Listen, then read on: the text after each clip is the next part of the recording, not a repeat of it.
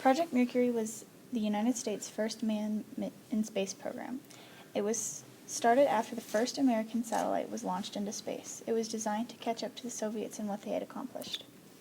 Project Mercury's main goals were to orbit a manned spacecraft around Earth, to investigate man's ability to function in space, and to recover both man and spacecraft safely.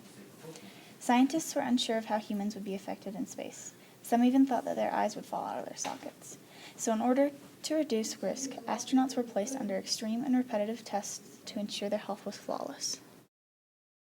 The Mercury program used 2 launch vehicles for manned missions. Suborbital missions were launched using Redstone rockets derived from the U.S. Army's Redstone ballistic missiles.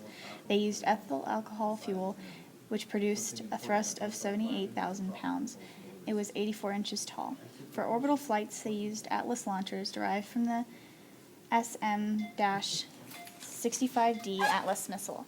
It had a thrust of 3,000 pounds and stood 94 feet tall.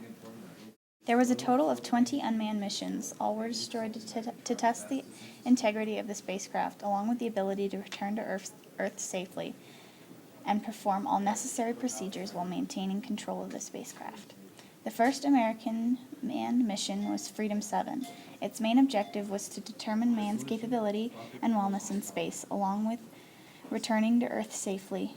The mission was a success, and the first Americans safely entered and returned from the vacuum of space.